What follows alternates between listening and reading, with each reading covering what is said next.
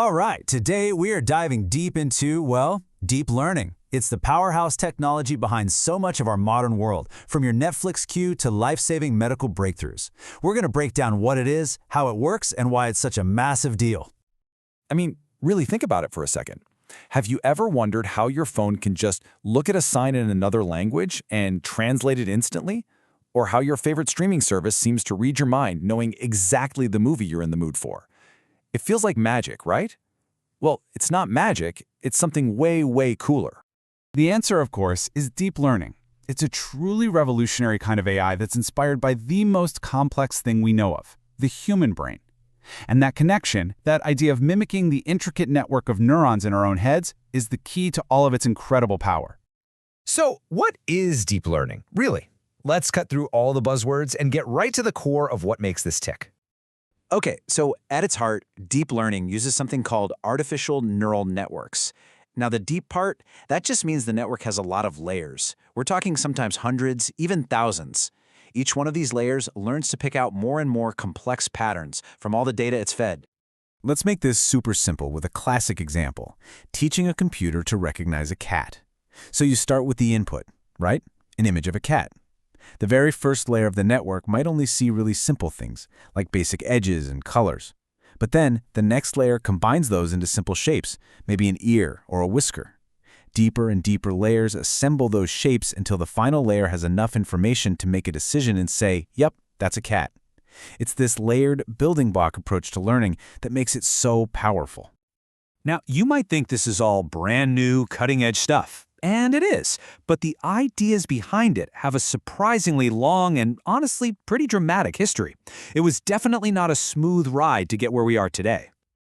So the first spark was way back in the 1960s, but the real engine got going in the 80s with an algorithm called backpropagation. You can think of it as a way for the network to learn from its mistakes. But then, things just stopped. For almost 20 years, the field was basically stuck in what they called the AI winners because of some tricky technical problems and just not having enough computer power. And then came 2012. A model called AlexNet absolutely shattered records in an image recognition contest, and that single event kicked off the deep learning explosion we're living in right now. And that 2012 breakthrough, it wasn't just a small step forward. It was like a dam breaking. Suddenly, this wave of new AI applications started pouring out, and the revolution was officially on. But here's a wild fact for you. Even before that big bang moment, deep learning was kind of hiding in plain sight. According to AI pioneer Yann LeCun, by the early 2000s, these neural networks were already processing somewhere between 10 and 20% of all the handwritten checks in the United States. Today, it is absolutely everywhere. When you use Google Translate, when Facebook suggests who to tag in your photos, when you talk to Siri or Alexa, when Netflix suggests your next binge watch, yep, that is all deep learning humming away behind the scenes. And beyond just our day-to-day convenience, the impact it's having in science and medicine is, honestly, profound. It's speeding up the discovery of new drugs. It's helping doctors spot diseases in scans with superhuman accuracy, and it's even solving massive biological puzzles that have stumped scientists for decades. And get this, it's not just about crunching numbers and analyzing data. Deep learning is also becoming an incredible creative partner. It can generate mind-blowing art from just a few words, it can compose music, and it can even take old, faded black and white photos and bring them to life in brilliant color. But, okay, this revolution isn't without some serious challenges and pretty tough questions. To really get the full picture, we have to look at the difficult side of this technology too. One of the biggest issues is what's known as the black box problem. You see, these networks have millions, sometimes billions, of connections.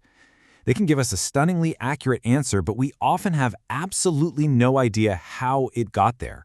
We can't see its logic. And that is a huge problem, especially in high-stakes areas like medicine or finance. On top of that, these systems can be, well, surprisingly fragile. There's this famous example called an adversarial attack. Researchers took a perfectly clear image of a panda. The AI said, "Panda, 99% sure." Then they added a layer of digital noise, completely invisible to you or me. And the result? The AI suddenly became 99% certain it was looking at a gibbon. This shows a massive vulnerability. These systems can be tricked in ways that just make no sense to us. And finally, we have to ask a really important question. Where does all this data come from? Deep learning is incredibly hungry for data. Massive, massive data sets. And a lot of that data is created by low-paid human click workers, or it's gathered every time you solve one of those "I'm not a robot" captchas, or, and this is a big one, harvested every time we tag our friends in photos, basically giving companies free labor to train their facial recognition models.